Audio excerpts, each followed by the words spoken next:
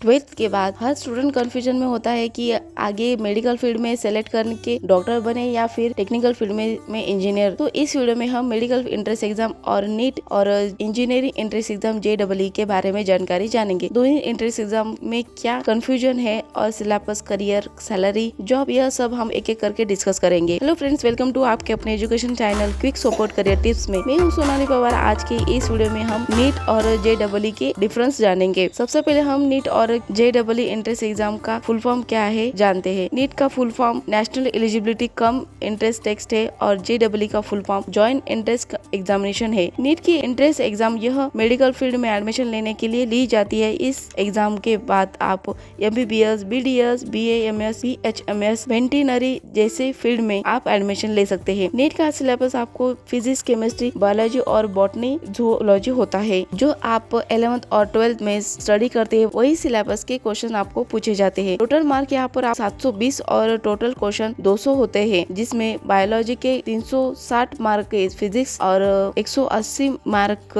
होते हैं और केमिस्ट्री के 180 मार्क होते हैं। और JEE मेन एंट्रेंस एग्जाम में आप NIT, IIT, IIT और टॉप इंजीनियरिंग कॉलेजेस में एडमिशन के लिए ली जाती है। JEE एडवांस यह एंट्रेंस एग्जाम केवल IIT के कॉलेजेस में एडमिशन के लिए ली जाती है और JEE एडवांस एंट्रेंस एग्जाम काफी टफ होती है। आपको तैयारी ज्यादा करनी होती है। सिलेबस में आपको फिजिक्स, केमिस्ट्री, मैथ होता है। टोटल मार्क आपके 300 होते हैं और क्वेश्चन यहाँ पर 75 पूछे जाते हैं। फिजिक्स के लिए 25, केमिस्ट्री के लिए 25 और मैथ के लिए 25। टाइम यहाँ पर 3 घंटे का होता है और यह एग्जाम ऑनलाइन होती है। JEE एडवांस एग्जाम के 2 पेपर होते हैं। दोनों ही पेपर का टाइमिंग यह 3 घंटे का होता है और पेपर एक ही दिन में होता है। वैसे दोनों ही एग्जाम काफी टफ होती है। आपको निगेटिव मार्किंग मिलती है। आपका क्वेश्चन अगर रॉन्ग है तो आपको -1 से मार्क कम हो जाता है। करियर के बारे में जानते हैं तो नीट के बाद आपका करियर यह doctor, surgeon, dentist, Ayurvedic doctor, researcher, medical professor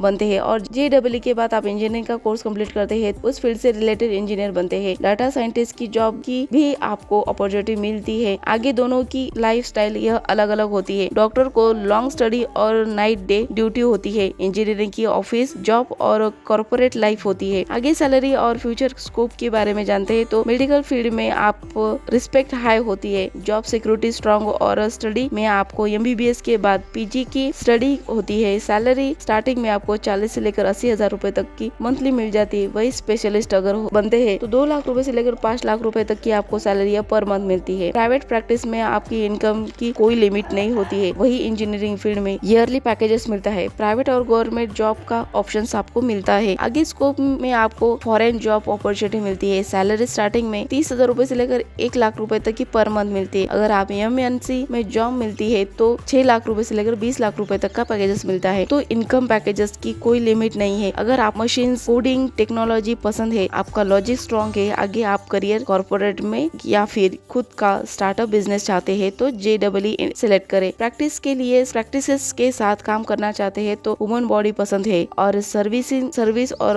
oriented हो तो नीट की एग्जाम सेलेक्ट करें। तो ये थी नीट और JEE एंट्रेंस एग्जाम में क्या डिफरेंस है इसके बारे में जानकारी। आपको कौन सा कोर्स पसंद है वह आप सेलेक्ट कर सकते हैं। वैसे दोनों ही एग्जाम यह टॉप एंट्रेंस एग्जाम है। आपके मन में कोई भी सवाल है तो आप कमेंट के माध्यम से जरूर बताएं। वीडियो को हाइप करना ना भूले। हमारा मोटिवेशन बढ़ाने के लिए चैनल को सब्सक्राइब, लाइक, शेयर जरूर करें। पूरा वीडियो देखने के लिए आप सभी का धन्यवाद।